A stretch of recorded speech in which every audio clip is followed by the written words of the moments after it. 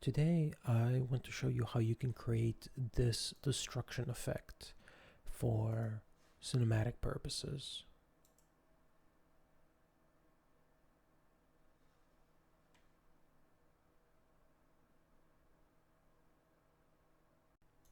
As an example, on my screen I have two actors.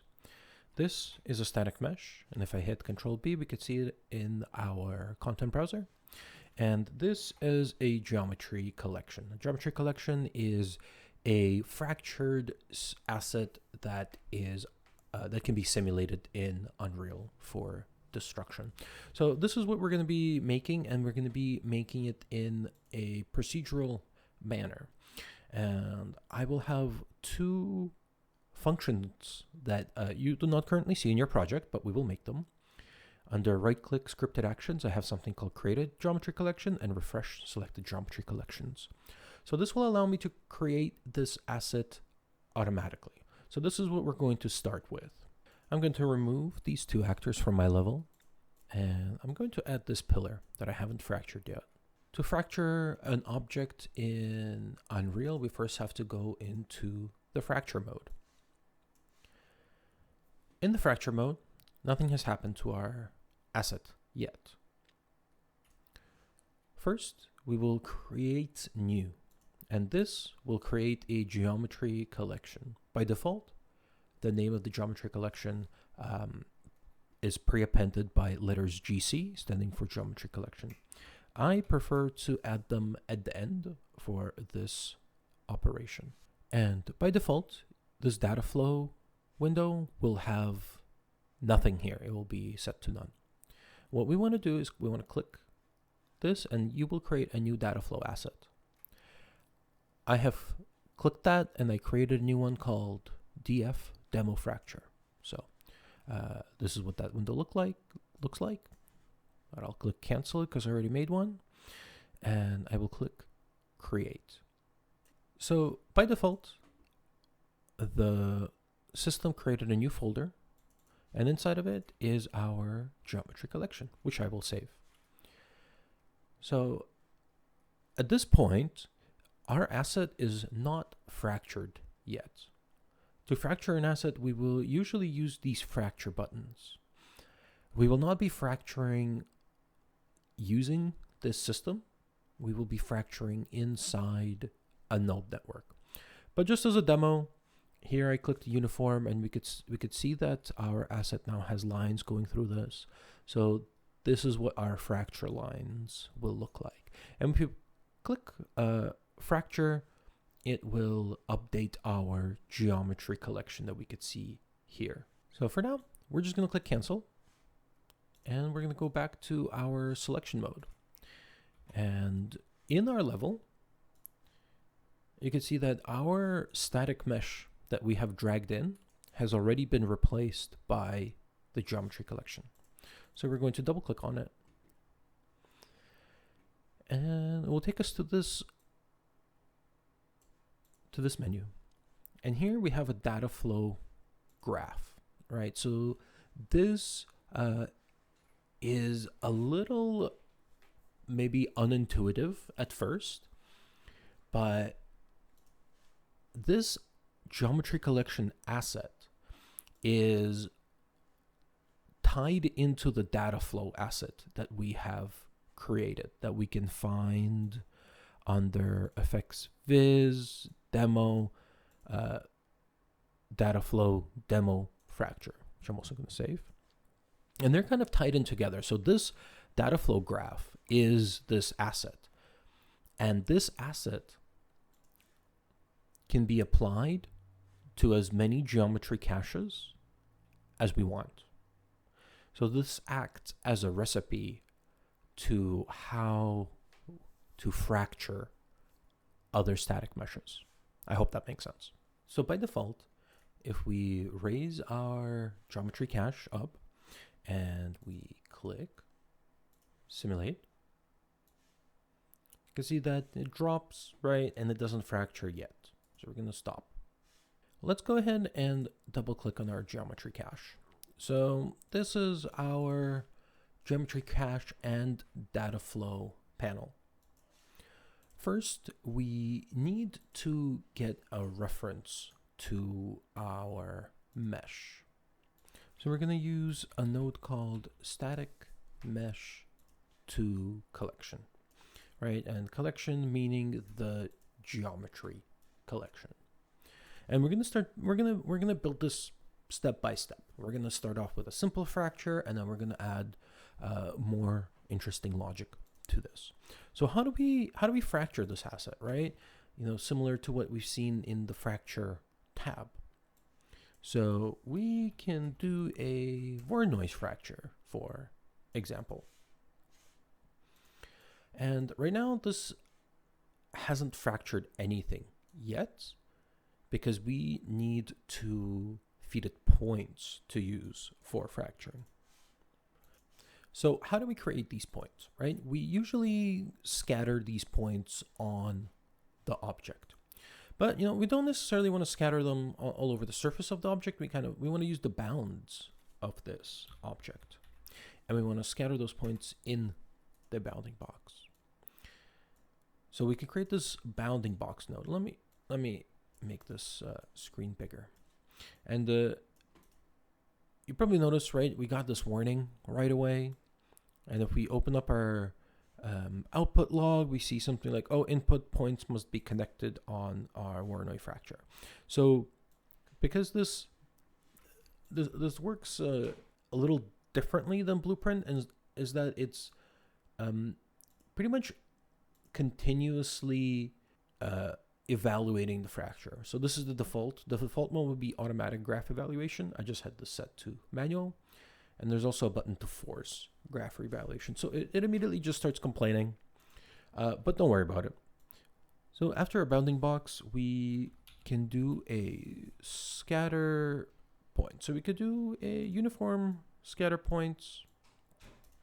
And then we plug this in to our Voronoi fracture. And after that, we just have one thing to do. We drag off the collection and we type in terminal. And we add a geometry collection terminal node. And this is similar to a return node in a function, essentially, or like the output of an event, like the end of the event. This is our end point. This is what is, everything is fed into these terminals. So let's save this now. We're going to minimize this a little bit. And you see on our simulation viewport, we have this construction viewport where we don't see anything yet. But if we go into our simulation viewport and we click this little play button, you can see nothing is happening yet either. And so nothing is happening yet because we actually need to specify the static mesh to collection, right? Even though, this graph is inside of this geometry collection, it still kind of like acts as a separate asset, right? So let's find our mesh. So we can navigate to our folder. Let's select this static mesh. We will go back to our geometry collection and we will plug it in here. And now if we click play, boom, we get a simulation. Let's take a look at our construction view. And if we select one of the nodes like geometry collection terminal, we can now see our asset. All right, so by default, the material is instantly lost. It uses the material kind of in this default state where it's still kind of like technically considered a static mesh, and then it switches to the geometry collection. So if we just take this material plug and we drag it over to the geometry collection, let's click play again, you see the material is holding up. By default, you could see that the inside pieces that broke off, it might be a little bit hard to see, but the inside pieces are using the same material as the outside pieces. And you can see that there's some stretching going on, things like that, because they don't have proper UVs. And so we're going to also assign a custom material if we want to those fractured inner pieces. So before we go any further, let's create a system that will allow us to use this DataFlow asset on any static mesh we want and procedurally and automatically fracture it. So we'll go to Blueprint, we'll create a new Blueprint class, and in all classes we will search for Asset, Action, Utility.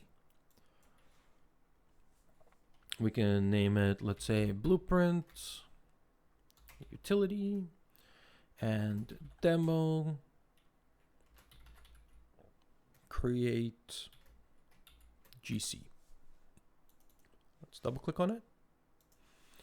And I'm going to just drag it to my main window. And in the functions, we're going to create one function. And I'm going to call it demo create GC, just because I already have a create GC function in my other blueprint that I already made. And this function is going to be pretty straightforward. We're going to drag off and we want to find our selected static meshes in the content browser, right? Because we want to convert a static mesh to a geometry cache. So we're going to do a get selected assets. And we'll drag off from here and we will do a for each loop, because we want to find out that if our selected assets are all static meshes or not, right? Because we don't want to try and fracture some other assets. So we're going to drag off from the array elements and cast to static mesh. Cool. And if the cast is working, we will do if the cast is working, we will create a new function and we will call it demo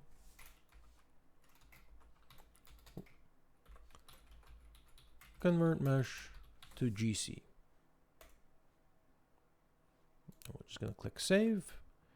I'm going to go back to our demo create GC, drag it off. And on this function, we want to create an input. I'm going to call it static mesh. And it's going to be of type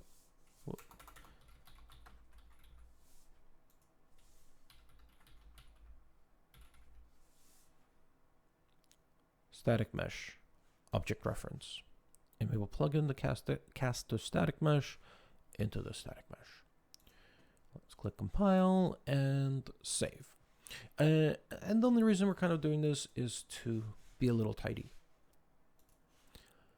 And one other thing we're going to do is in our function list, if we select demo create GC, in the details panel, we have a call in editor checked on. We want to leave this on for this function, but for this demo convert mesh to GC, we want to turn this off. All right, because we're going to be already calling this function from here. So we don't need this on here. And what this is actually going to do is when we right click on, I'll show you. So we click save, right? And let's go back to our content browser. We're going to navigate to a static mesh, for example. We're going to right click on it, go to scripted asset actions. And here we have our new scripted asset action called demo create GC, right? The one that we just made. Fantastic. In our demo convert mesh to GC, we're going to drag off this. We're going to do a get asset tools node. And then from here, we're going to do a create asset. And we are going to be creating a geometry collection.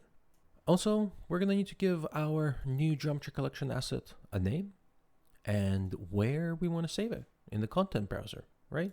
So how do we go about doing that? So we already know that we have a selected static mesh in the content browser. So remember when we created our geometry collection first, we got the name of the static mesh and we added GC at the very end. So let's drag off and we will type get object name. And we'll drag off the string and we'll add an append node. And we'll type in underscore GC. So that will append underscore GC to the end of the name. Boom. We'll plug that into our asset name. Now for the package path, we need to do a little bit of string manipulation. So we're going to get object path string node. And we're also going to get another object name. And then we'll drag off get object path string. And we'll type in replace. Then we want to make another append string node. And in A, we're going to do a slash. We're going to add 2 more pins. In B, we're going to put in object name. And then in D, we're going to put object name again. And in C, we're just going to type in a dot, right? A period. And we're going to plug this to the from plug. Let's make things nice and tidy. And so what is exactly is this doing, right? If you're really curious, you can add a print string node and you could see what this path is, or you could see what this object name is, and you could see what the output of the replace will do. It's just, we're trying to create a nice, neat path that will work with the package path of where we need to save the asset.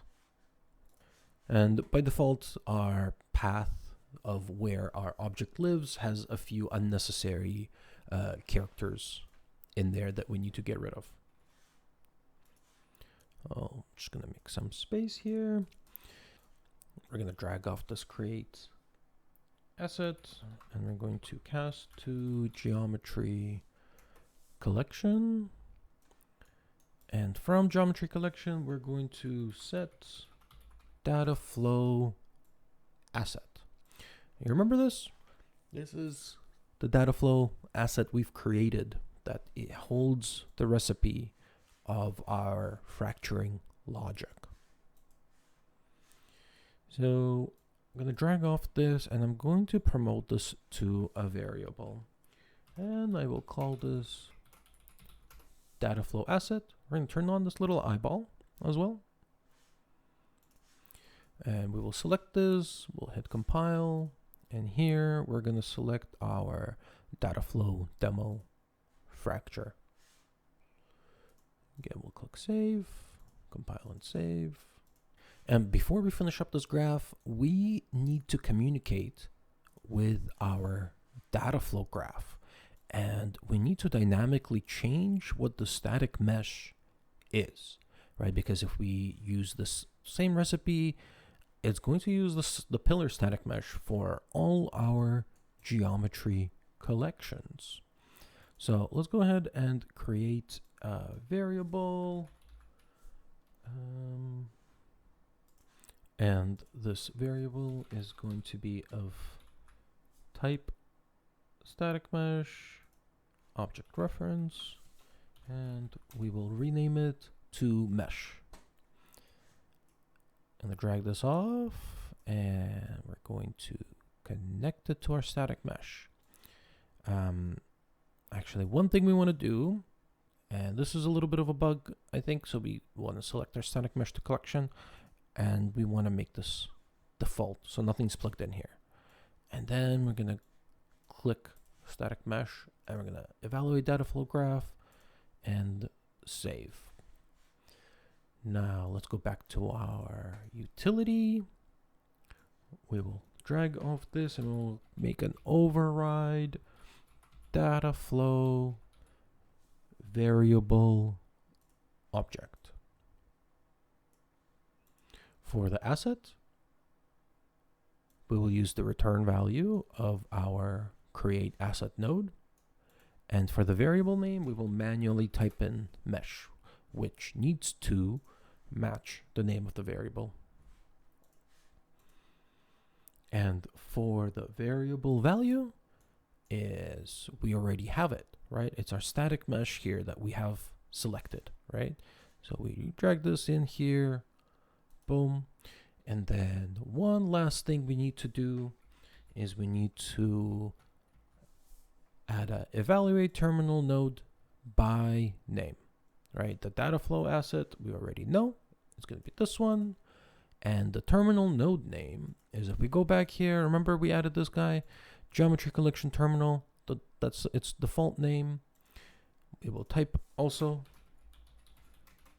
manually type it in, make sure that the name is correct and the same. And the result asset, we'll drag off and we'll connect it to the return value of create asset. Great. So let's compile and save. And let's try it out. Let's go back to our level here.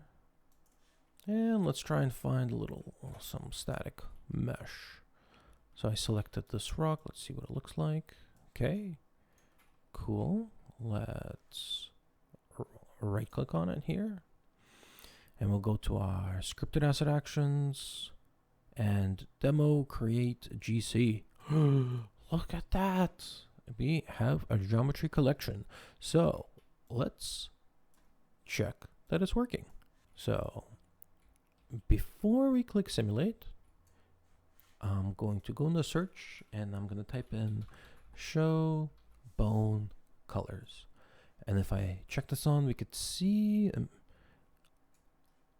all our fractures on our object. So this has worked. Fantastic. We will uncheck this and let's click simulate.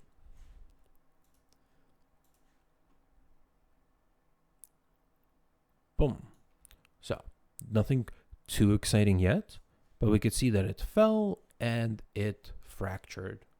This is very cool. So Control B, and we will open up our geometry collection and we will take a look at our DataFlow graph and look at that. This is the same graph that we are using in our pillar destruction, right? So it's using the exact same asset.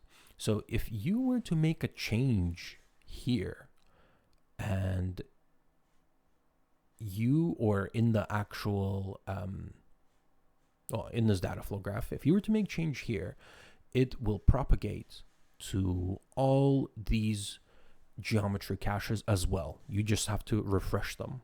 So let's close our new geometry collection that we made. We'll just close it. Let's also save it. And then we will go back to our pillar and let's check something. So if we drag off collection and we type in visualize fracture, and now let's save this geometry collection and let's open this one, our rock. Look at that. So you see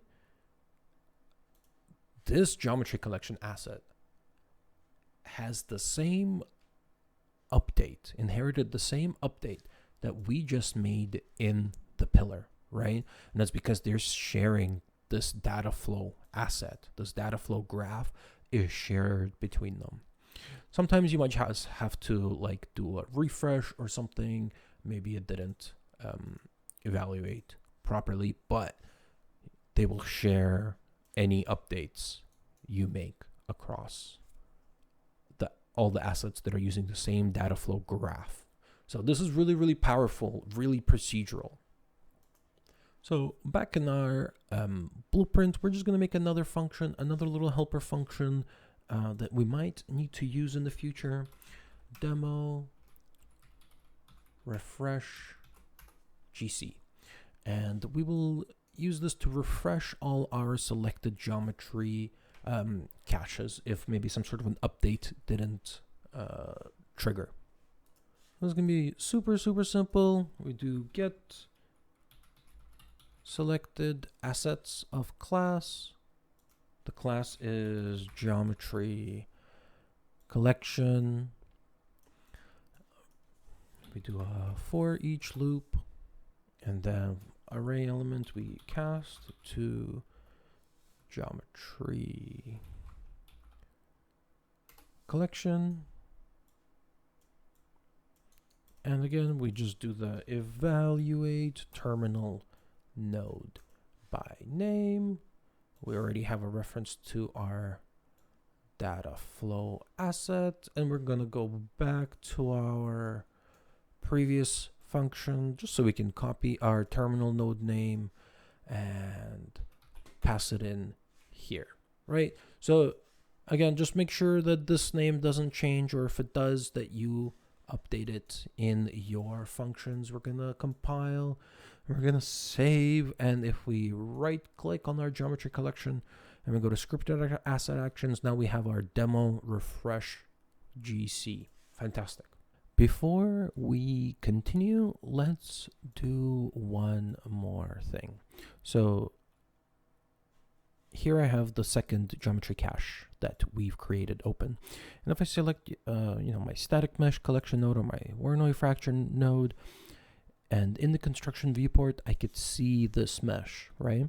But let's go to the very first geometry cache that we created for the pillar, right? I don't see anything in the construction viewport. And so why is that? Well, first of all, we created this geometry cache without using the tool we made, right? So it lives in this folder here. If we were to use the tool, it would be created here. So let's do that. Asset actions, scripted asset actions, demo create GC. And then let's open it. And we're going to have our same DataFlow asset there available. So here our geometry cache has been created. A word of caution, the chaos and geometry caches do tend to crash fairly often. So please save your work frequently. So we opened one of our geometry caches, and let's just open the previous one as well. And we see this one, we see nothing in our construction viewport.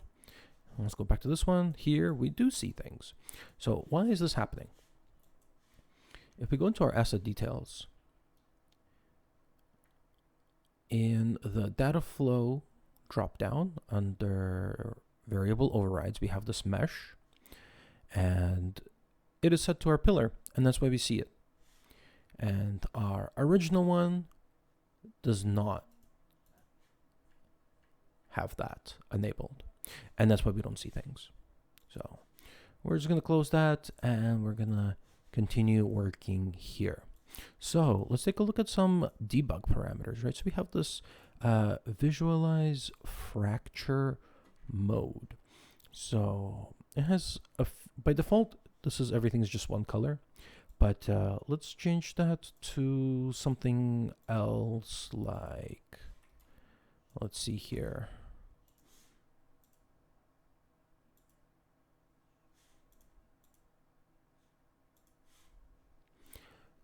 Set it to color by leaf. And now we can see all of what our fracture pieces look like, right? And another visualizer we can apply to this is called the exploded view. So now our pieces are kind of moved away a little bit, so we could see them better. Yeah, this didn't really refresh that well. See, maybe it's because it's set to, there we go. It was set to manual. So you could kind of move them out and just visualize how your fracture looks. Okay, let's move on to the next step of adding a material to our inner pieces.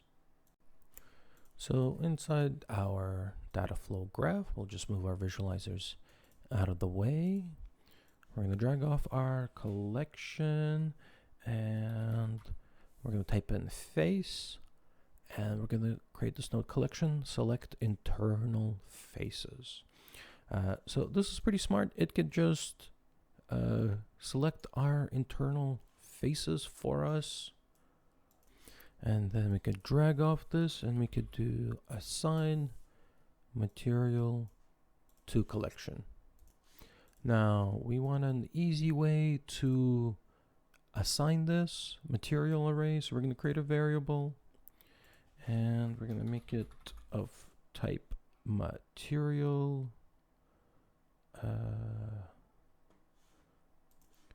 Material interface. Let's name this interface material.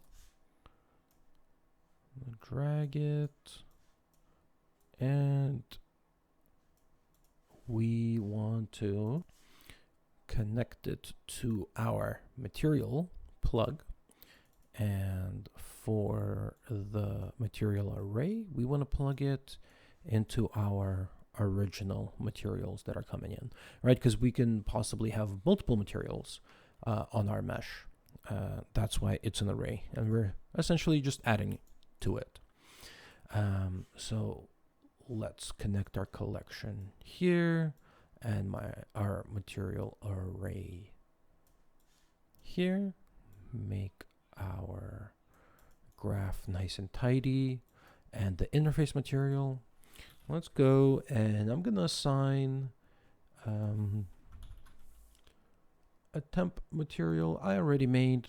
It's just a emissive red material, just so I can see that everything is working.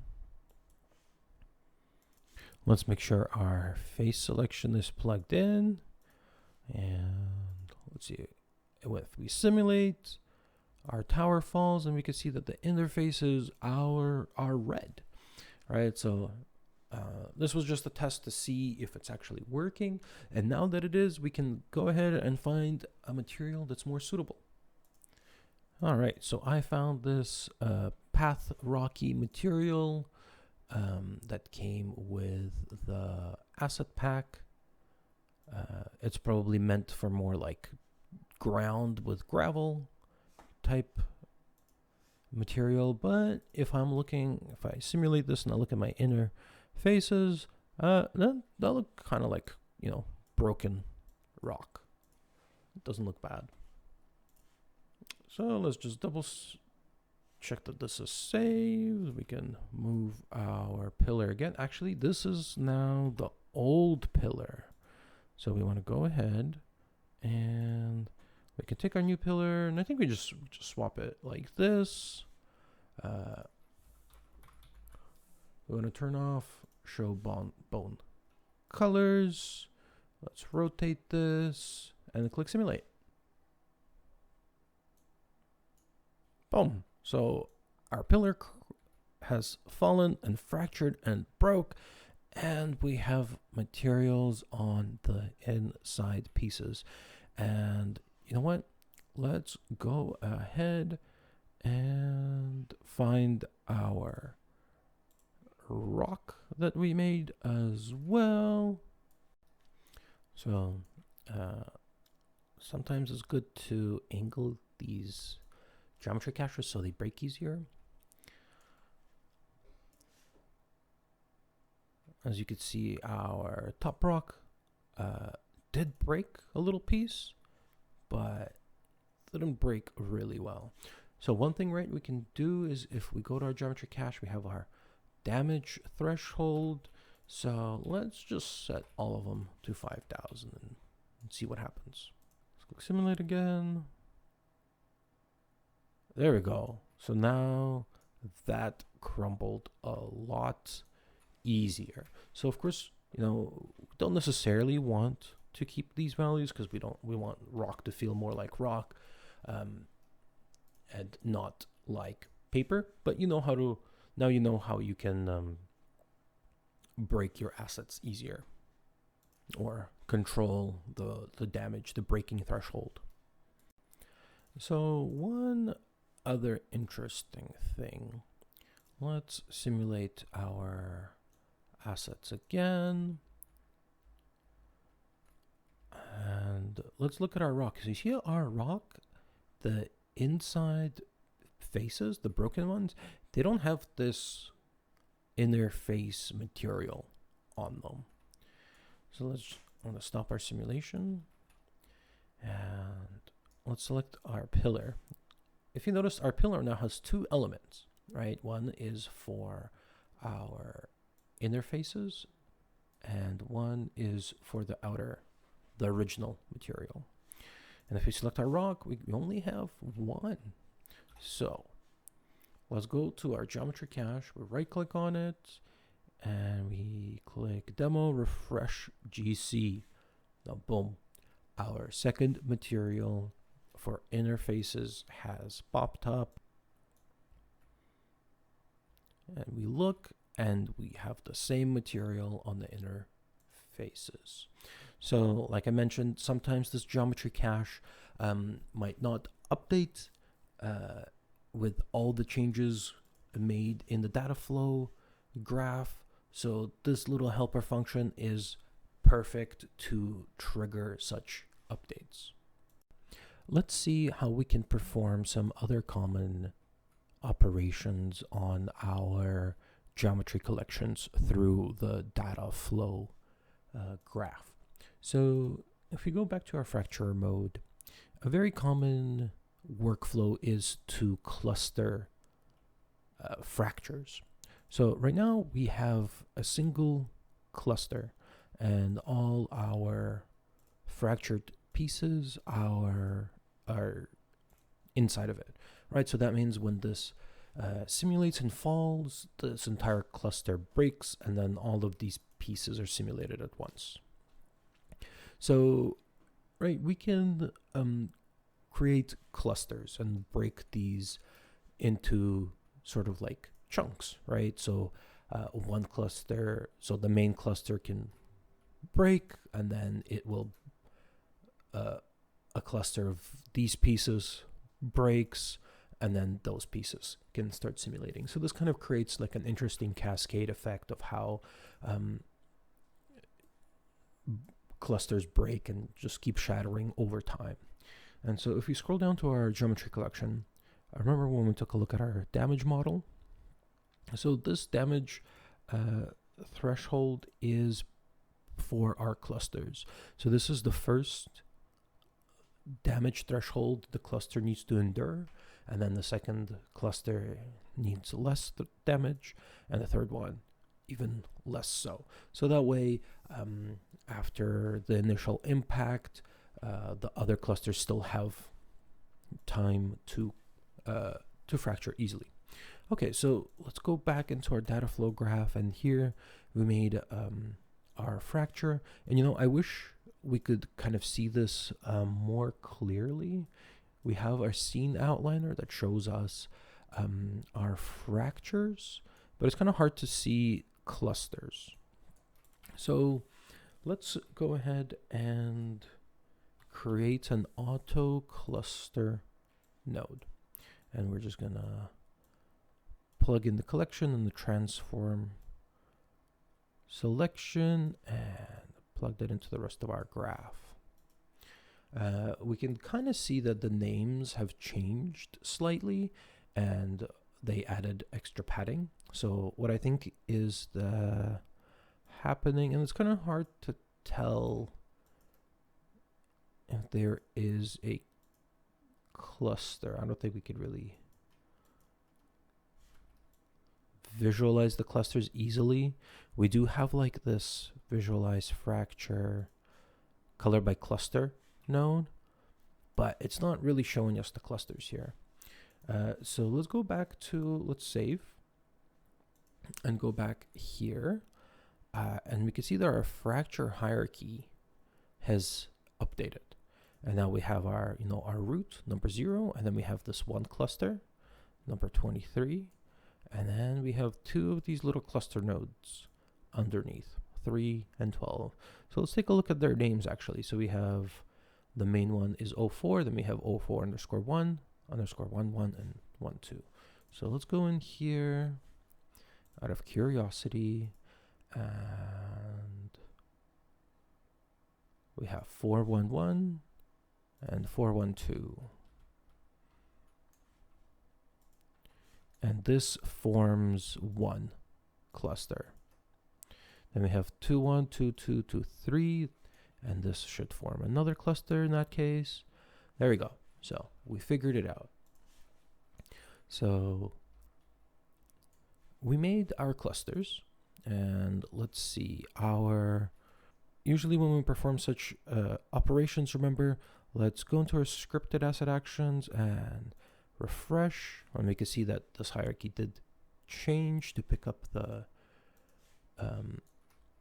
new clustering. So now, I'm going to go to my smaller piece, and I reduced the damage threshold by just a bit, because this is a smaller piece. Maybe it's easier to break. Let's see what happens. We simulate. Whoops. Let's try it again, so maybe it's clearer. You're going to notice you're going to see a big initial fracture, and then you see a secondary fracture, at least on the pillar itself. And from here on, you could go and you could do another Voronoi fracture. Let's do like another uniform scatter points. We could use the same bounds, and we could make less points. For example, plug it into our points of the Voronoi, and then go plug into the collection.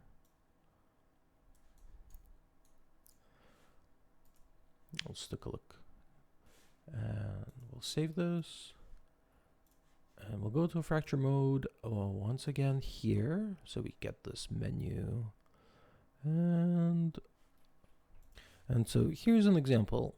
We have one cluster, cluster 22, and we can see that this cluster has cluster 1 and cluster 8, and then cluster 8 is also broken up into 3 little chunks.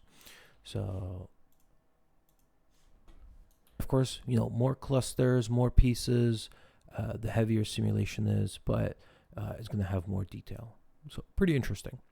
We could definitely play with our breaking thresholds to make all those pieces cluster easier, but this kind of gives you an idea of how to create all these extra fractures. And if we view our visualize fracture, we could start to see we're getting much smaller pieces now. So let's move on and start talking about fields and how do we control our simulations. Because right now, if we click simulate, our pillar just starts crumbling and breaking, right? We don't want that. We want this pillar to stay static and unfractured, unsimulated until something hits it, right? So I'm going to go into my demo folder, and I'm going to make a new level sequence, and I'm going to call this level sequence demo real-time destruction. Let's open this. We got 150 frames. And let's grab some sort of a rock. This looks like a good one. Let's see. We'll probably have to scale it up. Wonder if this is still pretty small. So I think we'll just take this little rock and we'll scale it up. That's a pretty good size for our destruction.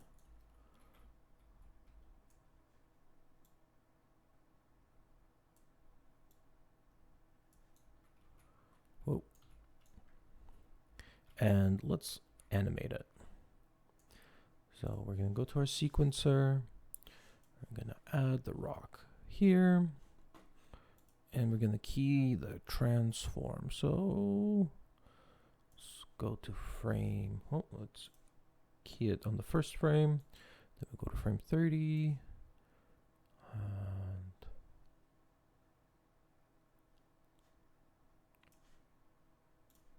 put this here.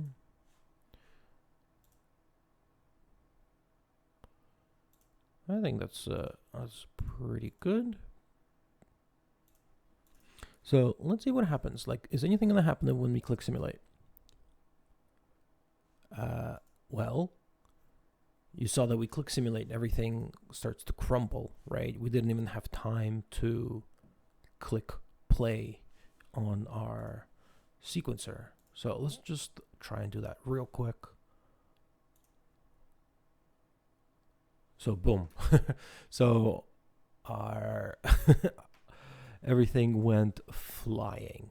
So you know what? Maybe I'm gonna set the scale of our rock to 2. Maybe so it's not so crazy. We're just gonna save and save this. But right, we don't want our pillar and our rock to start simulating at the start. So what we need to do in our graph is we need to set an anchor state. So we're gonna drag from our collection and we're gonna type in root, and we're gonna choose the collection transform selection root node. And from here we're gonna drag off and we're going to set the set anchor state node and plug in our transform selection, and we're gonna wire it all up like this. We're gonna save, and nothing is happening. And you know, we click play and the simulation did work on our rock when it shouldn't have. So again, let's go to our geometry. Let's demo refresh GC, and in sequencer we're going to press play and nothing is happening, and that is exactly what we want. So let's go back to our content browser, and in content let's type in field and let's set a blueprint class filter, and we'll set our search to all. And so we see 2 things that we need: fs underscore bomb field prototype and master field. So we are going to drag both of them in here. So let's take start off with the bomb. And we have a lot of parameters here, and basically they just enact forces on our geometry collections, and we could see that everything started crumbling right away, right? So what we want to do is we want to take our field, add it to sequencer, and then click the plus and go under attach, and here we have our stone blocks. We should be on the first frame when we create this attach track, so make sure it covers the entire length. Right, nothing is happening yet, but then we click play and nothing's happening. And nothing is happening because on our field, we need to zero out the transforms that we set. So now we could see that the field is traveling with the collider. Let's also make it a bit smaller so it fits our actual geometry. And then we'll go to the first frame and we'll click play. Boom! Amazing. So, you know what? I kind of changed my mind. I am going to reverse our collider. So it's going to shoot the other way. Boom. Because I like this camera angle, I want the camera to facing this way, so I want all pieces to fly that way. And if you find the visualizers kind of distracting, you can go to the details panel and under actor hidden in game, you could check that on. So now when we press G, our visualizers are hidden. So let's go to our field once more. And these two fields, they're pretty similar. This one is just kind of static, and it's meant as a test to break constraints because its magnitude by default is so high. There's a lot of other settings like activation type. You could do like a little bit of a delay. You could do on tick with delay, trigger, delay amount, how much magnitude, the radial magnitude, amount of velocity or force to apply, the direction, there's a directional vector that you can add, noise, decay, so like maybe you have some sort of like a fire, for example, and it's slowly damaging your geometry cache, and it could apply braking over time and slowly slow down. So cool stuff like that. But for the purpose of this video, we're mostly just going to be doing kind of like an impact destruction, and we're going to be applying other effects elements to this shortly. So let's take this and let's actually see if we could change the amount of force this applies. And so remember our damage threshold here, so we have 50,000. Right, so our strain magnitude should be at least that. So let's set it to 60,000 and see what happens. We're gonna click play. We could click play now as well instead of simulate. So that's interesting. So it broke the rock, but not the pillar. So I'm gonna set the activation to on tick. Boom. Still only just affecting the rock. I'm going to set the strain magnitude to default, and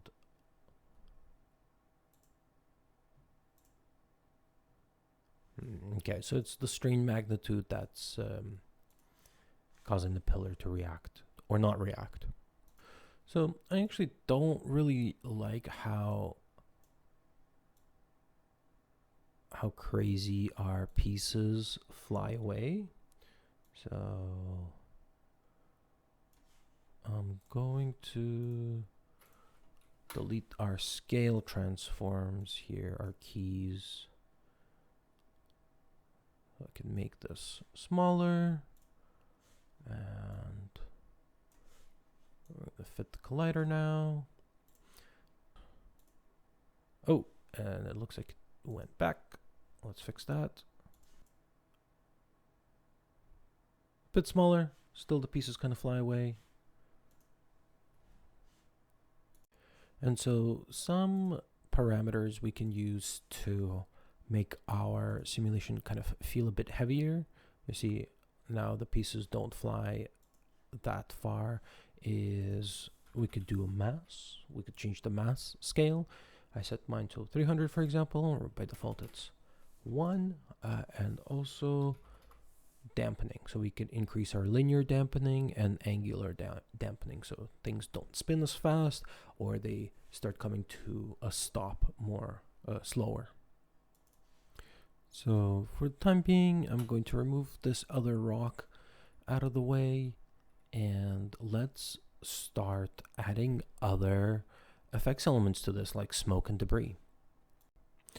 Alright, to add secondary effects, let's start off by creating a Niagara system, and we are going to make an empty Niagara system. We're going to call it NS Demo Destruction. And I'm going to open it. Your layout might look different by default. And I am going to add an empty emitter right here. Actually, no, we're going to add a minimal emitter. Perfect. I'm going to stop the playback here.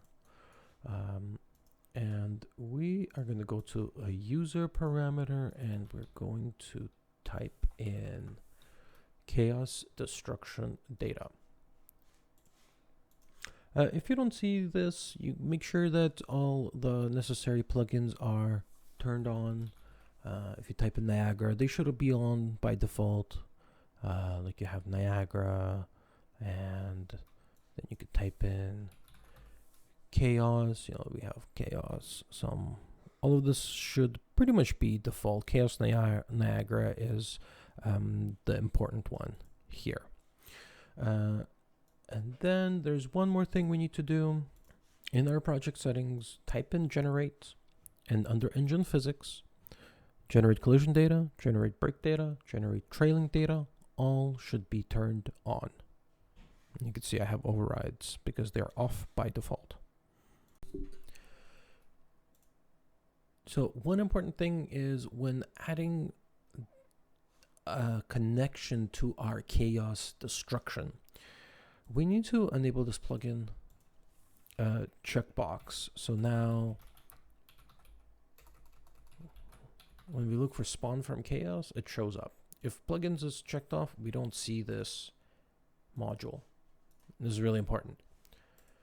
And same for particle spawn is we need to do apply chaos data. So let's click on spawn from chaos, and we will drag our user parameter right on here, and same for the particle spawn. And now back on in our level, on our geometry collection, we type in notify, and we enable notify brakes, notify collisions, and notify trailing. So these three, not the global ones, but these events. And we're just going to save again. So in theory, this should already be working. Let's set our particle size to 500 as a test, and we're just going to use the default sprite renderer. Let's save this, and then we need to drag this Niagara system into our level.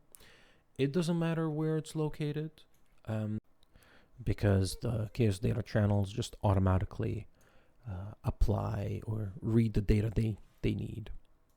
Click simulate and click play, and there we go. Of course, this is really huge, so we need to scale this down.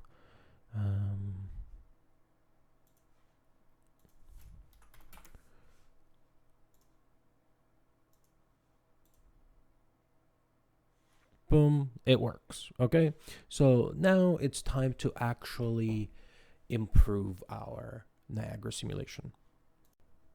All right, so let's go ahead and create a mesh renderer, and this is going to be our kind of like debris simulation. And then we're going to delete this mesh. I'm going to make 3 meshes, and I already have some called chips, which are just little pebbles. I think they are in the starter content, possibly, I think. I'm going to save that. Then we are going to add a gravity force to a particle update. We're going to add drag. We're going to add collision. And then we're going to add solve, forces, and velocity. That's all under the particle update. Then in particle spawn, we are going to add initial mesh orientation and add velocity. The mesh orientation is going to be random range vector, and we're gonna go -1 to 1, and the rotation coordinate space is going to be local. Here in velocity, I'm going to do another random range vector, -100 to 100. So that's just going to be 15. For rotation mode, we're going to do yaw pitch roll. And for here as well, we're going to do random range vector, -1 to 1. Then let's go down to gravity force. Here, I'm also going to add a random gravity, just because I like to have a little bit of, spread. Kind of acts like a little bit of a drag. Then let's move down to our drag, 0.1 to 1. Actually, 0.01, just a tiny bit. And for the time being, I'm just going to move my details panel back over here so I could see more things. So CPU collision type, we're going to set that to analytical planes. Radius collision type is going to be mesh. Restitution is going to be 0.1. Control roll on collision, we want that enabled.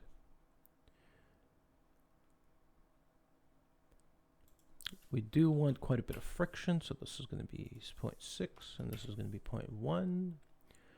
And collision plane is going to be set to world. All right, I think that should be everything. Let's see how this looks in our level. Actually, we forgot to set up some initialized particle parameters. We're going to get rid of our sprite size because we're not using sprites. And let's do mesh uniform scale 1 to 2. Let's see how this looks. I'm gonna go to our first frame. Boom. And I don't quite see anything. So let's go back to a Niagara particle and check our chaos distraction data. So for the data source, let's set this to breaking, spawn count. Let's spawn 20 to 30 particles per spawn. Yeah, okay. So we see quite a few particles flying out now. So they're pretty big at the moment. You see all those that are kind of crashing through the ground. Those are all our Niagara particles. So let's go back to our Niagara system and the collisions. In the collision type, we're going to set this to ray trace. So this is going to be heavier. But this is more intended for film and cinematic projects, right? So we want to be performant, but we could definitely get away with more. So now you could see all our pieces have fallen and they collide with the ground. They do spin quite a little bit, so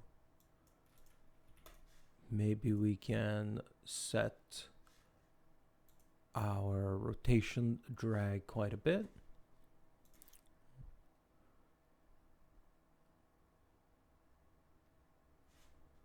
Okay, I mean, that's a little better. Could definitely reduce their size.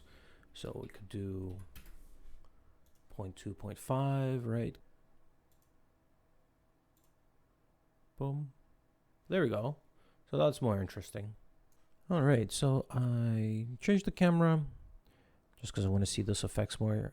And I made our collider not hit the pillar as hard by just reducing the speed.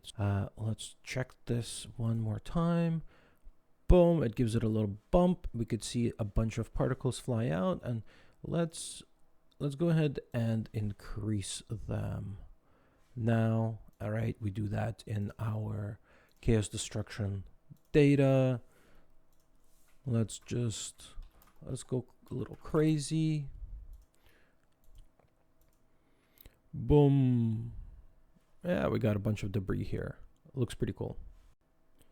So there's a couple of other parameters that you can change here. Here we have the max number data to spawn particles.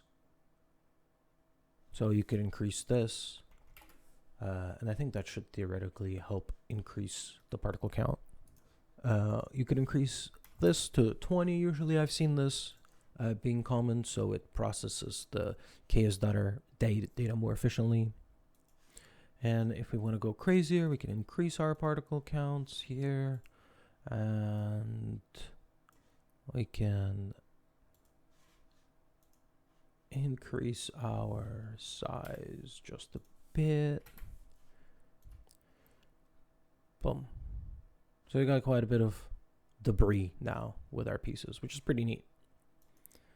We could, of course, change the shader on our debris. It could be more of like the same as our inner pieces, right? We can go crazy. So, right, our spawn from chaos and our apply chaos data essentially reads when to spawn the particles and applies the velocity from that chaos collision. And we are adding some extra velocity on top and drag and collisions and gravity to give it some variation, as well as more realistic movement of particles. So next up, I want to create some smoke. We're going to start off with sprites, and I'm going to briefly cover this because I want to get on to Niagara Fluids. So we're going to start by duplicating the emitter we have, but this chaos destruction data, we're going to create a new one. And we can even call this, smoke destruction data, for example. And in our spawn details, we hook up the new one. So this way we can control our smoke independently from our debris, which is, I think, a good idea, is what we want. So first, I'm just going to delete a bunch of these modules that we made. We don't need this. Don't really need gravity force either. Let's go ahead and create a scale sprite size.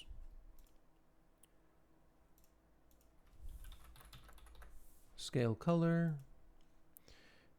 We're going to need drag.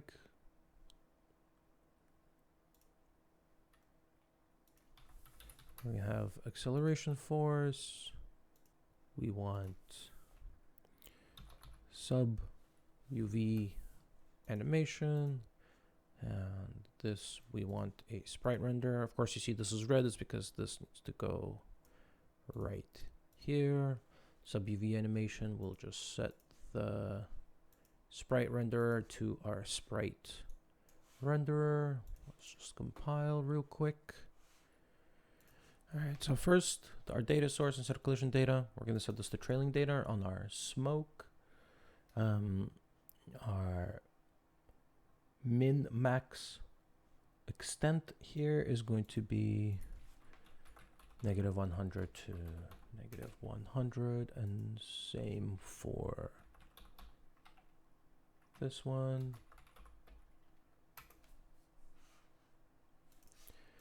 Then on the system state, we're going to set this to 1, loop duration. Our emitter properties, this is going to be a GPU compute sim with fixed bounds.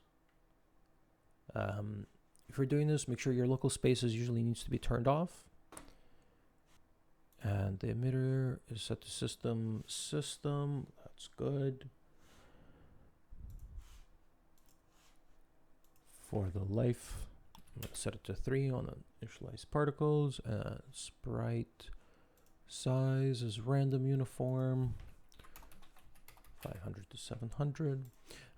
If you're wondering, how I know these values, it's because I already set something up before. So I'm just kind of copying my notes.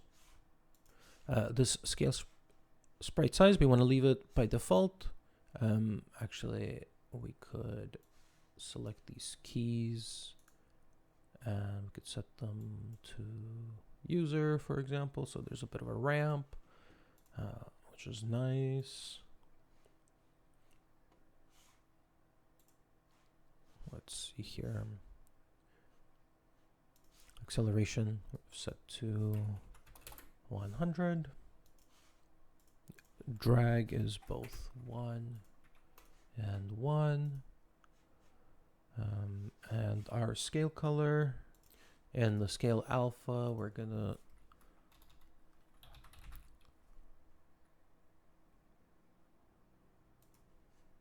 do float from curve, and here we're just again going to set it to auto.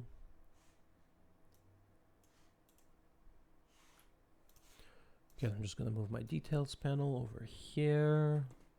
Here we have our sprite renderer set up in the sub UV animation.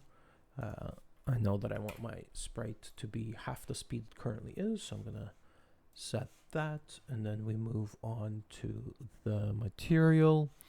And in the sub UV, we want to set this to be 8 by 8. And I think that's pretty much it.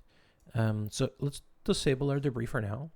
And I'm going to set this to my sprites that I have. And I'll just show you what it looks like. So here's my sprite sheet that I'm going to be using. I bought this in an asset pack.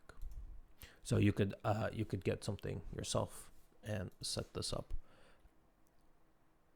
Boom. And we got a bunch of smoke, which is pretty cool. Of course, right, there's definitely, we could see some glaring issues with Z fighting, because there's so many sprites, they're just kind of like overlapping and flickering. So yeah, I obviously don't really like the effect of the smoke. You can reduce the amount of particles you're spawning and, create just a few particles with more smoke. But what we're going to do is going to be even cooler. We're going to actually use Niagara Fluids. So let's stop this and start making our new emitter. So in our Niagara system, we're going to turn off sprite render for our smoke. And we're going to add an emitter. And we're going to type in gas. And we're going to add this one, Grid 3D Gas Master emitter. It might take 30 seconds for you to add this, or longer, depending on your system, just because it has to kind of compile the first time. things like that. So you see mine is already here. So this should be pretty straightforward. We go down to our particle update and we turn on our set fluid source attributes. And right away, I'm going to set my density to 0.1. Temperature is going to be 0 because we're not doing any sort of like explosions. And I'm going to double my radius to 20. Then we want to go to our emitter summary on the grid 3D. And here we have some handy tabs because you could see there's so many parameters here, right? It feels a little overwhelming, so many modules. So on the emitter summary, we have these tabs that we could just use to access the most important things we need. And really, we just need a few things here. So the first thing we want to do is go to our source and disable the sphere source. And particle source type, we want to set this to emitter. And then the emitter binding, we actually want to type the name of our emitter, smoke. Right, so now we have this smoke emitter that writes these fluid source attributes, and now our gas emitter can read them. So let's go ahead, save and compile. Don't worry about this warning. This is just a warning for our smoke. And we could just even go ahead and delete the sub-UV. And the warning kind of goes away. So before, when we were using sprites, we didn't really care about where our Niagara system lived. But because we're using the grid 3D, we do. So let's select our Niagara system. We're just going to move it to the center of this thing, and we're going to take our, go back to our emitter summary and our simulation world size. Just going to drag this over.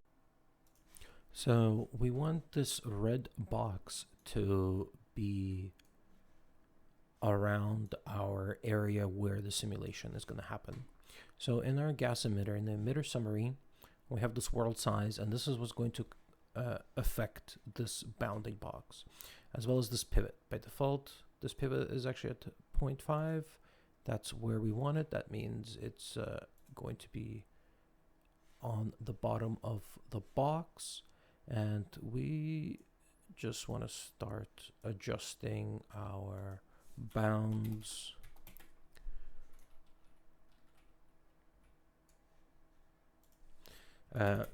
We don't want this to be, you know, too huge.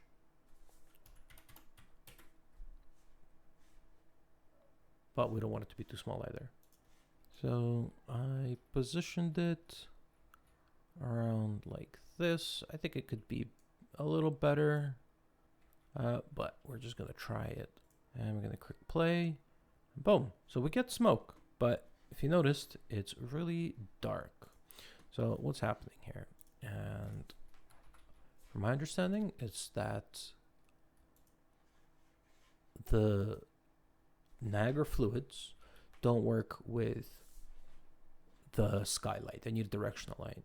So by default, this level only had a skylight, and that was pretty much it. So we're going to add a directional light in here. I'm going to set it to movable. We can reduce the intensity a little bit. So of course it changes the lighting. You'll have to rebalance your lighting to how you want. Let's see. So I'm going to reduce this a little bit.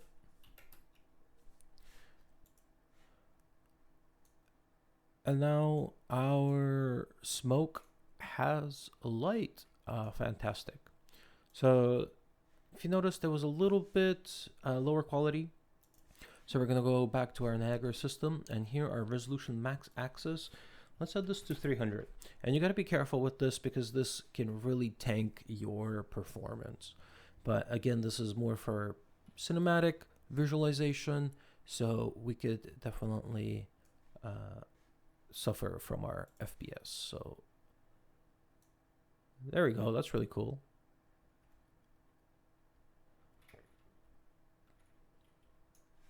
Let's run it again. Boom.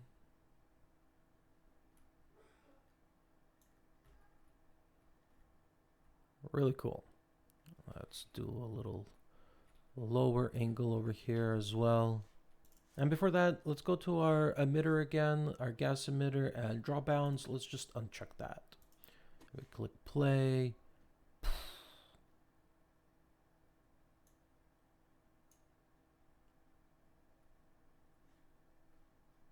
Fantastic. So in our emitter, right, in our simulation, we have a bunch of different settings. We can change our dissipation.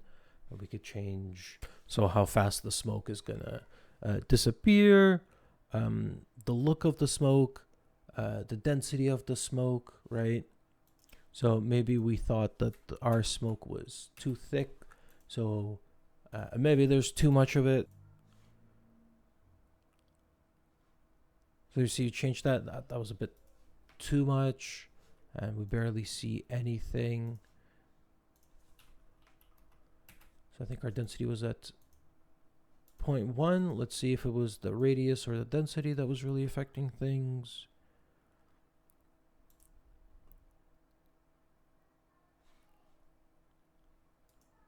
It's probably more of a radius.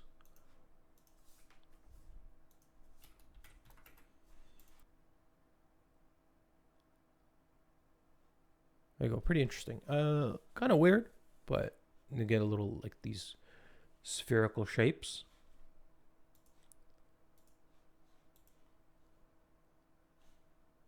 So maybe we could try and increase this resolution one last time. Just up to just a little bit. Yeah, look at that. The smoke looks so much better. So we could definitely like change the dissipation as well, so it doesn't keep rising that much. So let's double it and see what happens. Interesting. It does change the look quite a bit. There's dissipation. I feels like it, but pretty sweet, right? You know, we're getting real-time effects. We're getting our debris. Let's double check. Let's enable it. And so instead of enabling our particles in the same emitter, I ended up deleting it, and I deleted the Niagara data interface, and I duplicated the system where I just have the debris. Boom, so now we have smoke, we have our big fracture chunks, and we have little pieces of debris. Amazing. So this effect that you saw in the beginning of the video was done with the same tools I showed you throughout the video. All these pieces are geometry caches that have been fractured by the same tool we made in the video, and the only thing I'm doing is animating this field to create this sort of like collapse that's happening. And honestly, one of the hardest things was probably trying to replace every single one of these caches with a geometry cache. Every one of these meshes with a geometry cache, because every single one of these rocks is originally its own static mesh. So I had to write a little blueprint to replace each of them with a geometry cache. So I hope you enjoyed the lesson, and looking forward to seeing what you create.